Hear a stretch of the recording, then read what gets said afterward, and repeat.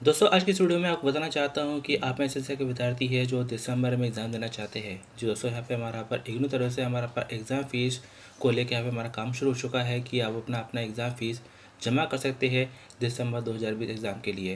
लेकिन साथ ही साथ यहाँ पर देखा जाए कई सारी ऐसी खास बातें हैं जो आपको पता होनी चाहिए। कई सारे आपके सवाल होते हैं जिनके बारे में आपको पता होना चाहिए। तो यहाँ पर देखा जाए आप ऐसे के विद्यार्थी है जो जानना चाहते हैं कि हमारा पर जो एग्ज़ाम था जून में था और जून में हमने एग्ज़ाम फ़ीस को लेकर पेमेंट करी थी, तो क्या हमें दोबारा पेमेंट करनी पड़ेगी? हमें अपना एग्ज़ाम फ़ीस कैसे भरनी है? अपना एग्ज़ाम सेंटर कैसे लेंगे? तो ऐसे कई सारे सवालों के जवाबों को मैं बताने वाला हूँ, कई सारी खास बातें बताना चाहता हूँ। तो बिना स्किप करे इस वीडियो को लास्ट तक जरूर देखें ताकि आपको हर तरह से हेल्प हो सके। मैं स्टेप बाय स्टेप आपके हर सवाल का जवाब दूंगा। सबसे पहले यहाँ पे आपको बताना चाहूँगा कि यहाँ पे हमारा पर एग्ज़ाम फ़ीस जो कि हमारा पर 12 अक्टूबर से लेके 10 नवंबर तक हमारा पर शुरू हो चुकी है। तो यहाँ पर देखा जाए 12 अक्टूबर से लेके आप 10 नवंबर तक के बीच में अपना एग्ज़ाम फ़ीस जमा कर सकते हैं और वो भी बिना किसी लेट फ़ीस के। और साथ में अपना कहा जाता है exam centre, the exam centre will be allotted on first come first sir basis. मतलब यहाँ पे हमारा बताया जाता है कि जब अपना एग्ज़ाम फ़ीस जमा करते हैं तो वहाँ पर आपको जो पहली जो चॉइस मिलती है, आप जो पहली जो चॉइस लेते हैं एग्ज़ाम सेंटर लेके, तो मोस्टली क्या है कि वही कोशिश की जाती है कि वही आपको एग्ज़ाम सेंटर मिले। Pre requisite for submission of exam form, मतलब यहाँ पे हमारा कुछ बातें बताई जाती है। जिससे पहले हमारे पे कहा जाता है कि आपके जो है उस सब्जेक्ट के असाइनमेंट सबमिट होने चाहिए या फिर आप जो है असाइनमेंट सबमिट कर देना। तो ये हमारा गलती बनता है कि आपके जो है जिस सब्जेक्ट का अपना एग्ज़ाम आप देना चाहते हैं तो उस सब्जेक्ट का आपको क्या करना है, उस सब्जेक्ट का आपको असाइनमेंट सबमिट करना है। अगर आपने अब तक जमा नहीं किया है तो आप जमा कर दीजिएगा। इसके साथ ही यहाँ पे हमारे पे कहा जाता है कि आपका जो कोर्स है वो वैलिड होना चाहिए। इसके साथ ही हमारे पे कहा जाता है कि जो आपकी जो ड्यूरेशन है कि आपका जो दिसंबर में आपको एग्ज़ाम देना है तो उसका जो मिनिमम जो ड्यूरेशन बनता है, मिनिमम जो टाइम बनता है वो आपको पूरा होना चाहिए, तभी आप अपना दिसंबर 2020 में एग्ज़ाम दे सकते हैं। इसके साथ ही यहाँ पे हमारा पे आगे हमारे पे कई सारी इसमें खास बातें बताई जाती है। जैसे कि यहाँ पे हमारा पर कहा जाता है the list of exam center are tentative and after the finalization of the examination centre across the country. तो यहाँ पे हमारा कहा जाता है इस तरीके से कि यहाँ पर आपके जो आप एग्ज़ाम फीस जमा करते हैं आप उसमें अपना जो first choice of exam centre लेते हैं तो पूरी कोशिश की जाती है कि आपको वही सेंटर मिले। अदरवाइज़ क्या होता है कि कई बार अपना कुछ प्रॉब्लम को लेके आपका सेंटर चेंज किया जा सकता है। इसके साथ ही यहाँ पे हमारे पे कहा जाता है कि आप जैसे कि विद्यार्थी है जो अपना एग्ज़ाम सेंटर लेते हैं, लेकिन अगर ऑलरेडी वहाँ पे जो सीट फुल हो चुकी है तो ऐसे में आपको जो दूसरा एग्ज़ाम सेंटर लेना होगा। इसके साथ ही यहाँ पे हमारे नंबर 3 में हमें कहा जाता है कि जैसे कि हमारे पास जून 2020 टर्म एंड एग्जामिनेशन जो कि हमारा अभी रिजल्ट वगैरह आ ही रहा है यहाँ पर, और बहुत से स्टूडेंट का भी रिजल्ट पूरी तरह से आया नहीं है। तो ऐसे में आपसे कहा जाता है कि जिन स्टूडेंट का अपना रिजल्ट आ चुका है अगर वो इंप्रूवमेंट करना चाहते हैं या उस सब्जेक्ट में उनकी बैक आ चुकी है तो अपना एग्ज़ाम फीस वो दे सकते हैं, एग्ज़ाम फीस वो पे कर सकते हैं। अदरवाइज़ यहाँ पर अपना देखा जाए अपना जो लास्ट डेट अपनी जो एग्ज़ाम फीस जमा करने को है, अगर तब तक अगर आपका रिजल्ट कंप्लीट नहीं आता है तो आपको जो है अपने रिजल्ट का वेट नहीं करना है। लास्ट डेट से पहले पहले आपको अपने एग्ज़ाम फीस जमा कर देनी है। इसके साथ ही यहाँ पे हमारे पास कहा जाता है नंबर 4 में आपसे कहा जाता है कि यूनिवर्सिटी को राइट है कि वो अपना जो सिचुएशन के हिसाब से अगर एग्ज़ाम सेंटर चेंज करना चाहे तो चेंज कर सकती है। और इसके साथ यहाँ पे नंबर 5 में हमारा खास बात बताई जाती है। नंबर 5 में खास बात बताई जाती है, इसमें बताया जाता है कि यहाँ पर at the time of filling of the examination form if register is not found valid और courses for which you are eligible for appearing in the December 2020 term examination is not reflected in the drop down box। तो यहाँ पे हमारा कहा जाता है कि बहुत से विद्यार्थी है जो अपना दिसंबर 2020 में पूरी तरह से एलिजिबल है, अपना एग्ज़ाम देना चाहते हैं, देते हैं, लेकिन अगर फिर भी कोई अगर प्रॉब्लम आती है नॉट फाउंड या इनवैलिड कुछ अगर आता है तो आप ऐसे में जो है अपना कॉन्टेक्ट कर सकते हैं यहाँ पे अपना रजिस्ट्रार SRD ID जो कि यहाँ पे हमारा पर ईमेल आईडी दे रखी है। तो आप इस ईमेल आईडी पे अपना जो क्वेश्चन है आप यहाँ पर टाइप करके अपना इस मेल आईडी पे भेज सकते हैं, आपको उसको रिप्लाई जरूर मिलेगा। इसके साथ ही यहाँ पे हमें फ़ोन नंबर भी दिया गया है, आप इस फ़ोन नंबर पर भी कॉल करके अपने सवालों के जवाब जान सकते हैं। नंबर 6 में आपसे कहा जाता है यहाँ पर आपका जो एग्ज़ाम बनता है उसका जो मीडियम बनता है एग्ज़ाम का, हिंदी मीडियम, इंग्लिश मीडियम या जो भी आपको मीडियम बनता है तो आपको उसी मीडियम में आपको देना है। आपके पास लिमिटेड चॉइस होती है, आप अपनी मर्ज़ी से किसी और मीडियम में अपना एग्ज़ाम नहीं दे सकते। अगर आप ऐसा करते हैं तो ऐसे में उस सब्जेक्ट का एग्ज़ाम आपको क्या होगा, कैंसिल हो जाएगा। साथ में नंबर 7 में आपसे कहा जाता है कि आप में से ऐसे बहुत से विद्यार्थी थे जो जून में अपना एग्ज़ाम देना चाहते थे और अपनी एग्ज़ाम फ़ीस भी अपना पे करी है, लेकिन क्या है कि अगर उनका हॉल टिकट इशू नहीं हुआ है या हॉल टिकट इशू हुआ था और एग्ज़ाम देने नहीं गए, तो ऐसे में उन्हें दोबारा एग्ज़ाम फ़ीस पे करने की ज़रूरत नहीं है। वो उनकी जो फ़ीस है ऑटोमेटिक एडजस्ट हो जाती है दिसंबर 2020 एग्ज़ाम के लिए। तो ये बहुत अच्छी खबर है यहाँ पर बहुत से विद्यार्थियों के लिए कि जो अपना विद्यार्थी जून 2020 के एग्ज़ाम के लिए अपने एग्ज़ाम फ़ीस पे कर चुके हैं और जिनका हॉल टिकट नहीं आया या हॉल टिकट आया लेकिन वो एग्ज़ाम देने नहीं गए, तो ऐसे में उनकी जो एग्ज़ाम फ़ीस है वो एडजस्ट कर दी गई है दिसंबर 2020 एग्ज़ाम के लिए, तो दोबारा आपको पे करने की ज़रूरत नहीं है। इस साथ ही यहाँ पे नंबर 8 में ऐसा कहा जाता है कि आप में से ऐसे विद्यार्थी है जिन्होंने अपना जून एग्ज़ाम के लिए अपना एग्ज़ाम फ़ीस पे करी और जिनके अभी सितंबर अक्टूबर में एग्ज़ाम भी चल रहे हैं और चले थे और किसी न किसी सब्जेक्ट में उन्होंने एग्ज़ाम दिया और वो दोबारा से अपना उस सब्जेक्ट को एग्ज़ाम का देना चाहते हैं, तो ऐसे में आपको ज़रूरत है कि आप दोबारा उस सब्जेक्ट की एग्ज़ाम फ़ीस पे करिएगा, तभी आपको दिसंबर में 2020 में एग्ज़ाम होगा। तो यहाँ पे जैसे कि यहाँ पे नंबर 8 में बताया गया है कि आपके जो 17 अक्टूबर में आपके एग्ज़ाम चल रहे हैं, आपने कोई ना कोई एग्ज़ाम दिया है, तो ऐसे में आपकी जो फ़ीस एडजस्ट नहीं होगी, आपको क्या करना पड़ेगा, आपको दोबारा से अपना फ्रेश जो अपना एग्ज़ाम फ़ीस पे करके दिसंबर 2020 में आपका एग्ज़ाम दे सकते हैं। साथ में यहाँ पे नंबर 9 है, नंबर 9 में आपसे कहा जाता है, नंबर 9 में आपसे कहा जाता है कि बहुत से विद्यार्थी है जो अपना एग्ज़ाम में अपना अपेयर हो चुके हैं। जून 2020 का जो हमारा पर टर्म एंड एग्ज़ाम बनता है, तो उसमें अपना अपेयर हो चुके हैं और अपना दिसंबर में अपना एग्ज़ाम देना चाहते हैं फिर से, तो अपना उन्हें जो दोबारा से अपना एग्ज़ाम फ़ीस पे करनी होगी।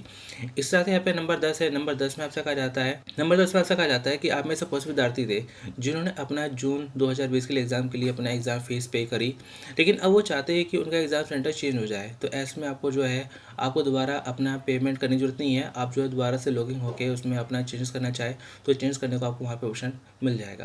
तो यहाँ पर जैसे कि मैंने आपको बताया कि यहाँ पर आप में से बहुत से विद्यार्थी है जो अपना जून 2020 के लिए उन्होंने एग्ज़ाम फ़ीस अपना जमा करी और वो अपना एग्ज़ाम सेंटर, अब जो अपना एग्ज़ाम सेंटर है, चेंज ऑफ एग्ज़ाम सेंटर है, वो करना चाहते हैं। तो ऐसे में उन्हें अपना दोबारा किसी तरह की एक्स्ट्रा फ़ीस देने की ज़रूरत नहीं है। उनका एग्ज़ाम सेंटर चेंज होने का वहाँ पे ऑप्शन होगा, नहीं होगा तो हो सकता है आने वाले टाइम में वहाँ पर आपको वो ऑप्शन आपको मिल जाए।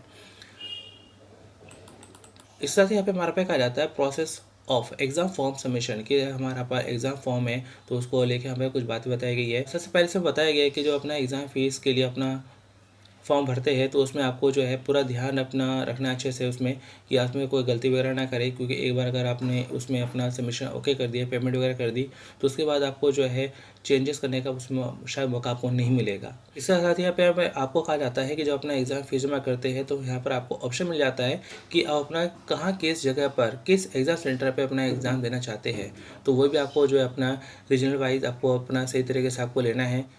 इस साथ यहाँ पे आपसे कहा जाता है कि आपको जो एग्ज़ाम सेंटर मिलता है वो आपकी फ़र्स्ट चॉइस के बेस पे मिलता है, कि आपने पहले चॉइस क्या ली तो उसके बेस पर आपको एग्ज़ाम सेंटर मिलता है। तो यहाँ पर आपको पहले चॉइस क्या रखनी है, आपको पहले चॉइस वही रखनी है जहाँ आप अपना एग्ज़ाम सेंटर देना चाहते हैं।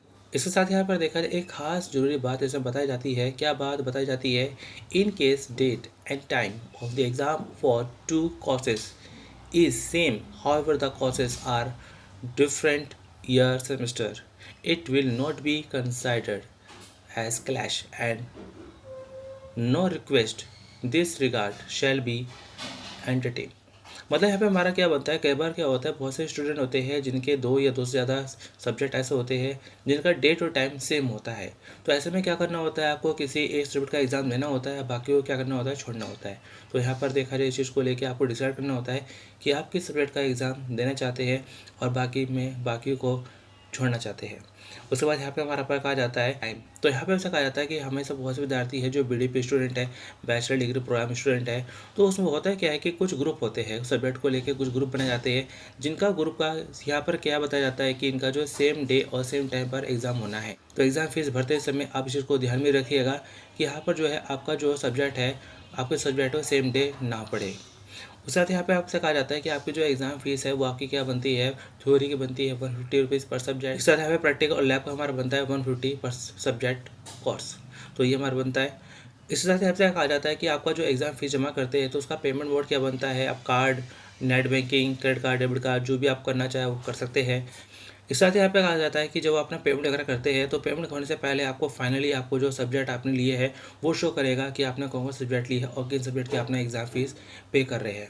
साथ ही आपसे कहा जाता है, इस साथ यहाँ पे कहा जाता है कि जो अपना पेमेंट वगैरह कर देते हैं तो पेमेंट होने पर आपको क्या होता है कि एक आपको रेफरेंस नंबर मिलता है। तो आपको रेफरेंस नंबर क्या है, आपको रेफरेंस नंबर आपको जो है उसका स्क्रीनशॉट ले लेना है या फिर आप उसको एक पेपर भी ले सकते हैं, वो जो आपके फ्यूचर में आपके काम आएगा।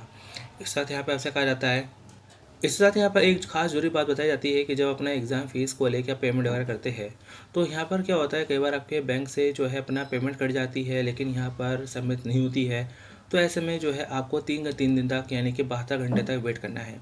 72 घंटे तक अगर आपका जो है फ़ीस सबमिशन अगर अपना ओके नहीं होता है, सबमिशन नहीं होता है, तब ऐसे में आप अपना दोबारा एग्ज़ाम फ़ीस दे सकते हैं। दोबारा एग्ज़ाम फ़ीस आपको पे करनी है, और दोबारा एग्ज़ाम फ़ीस तो पे कर दिया, लेकिन जो आपने पेमेंट करी है लेकिन वो कट गई और पहुंची नहीं, उसका क्या करें। तो उसके लिए आपको क्या करना है, उसके लिए आपको जो अपना रिफ़ंड के लिए अप्लाई करना है, जिसके लिए आपको क्या करना है, मेल करना है। आपको इस मेल आईडी पर आपको मेल करना है, और साथ में आपको उसमें टाइप करना है रिफ़ंड ऑफ एग्जिस एग्ज़ाम फ़ी। अब बाकी आपको जो डिटेल देनी है, आपको डिटेल देनी है।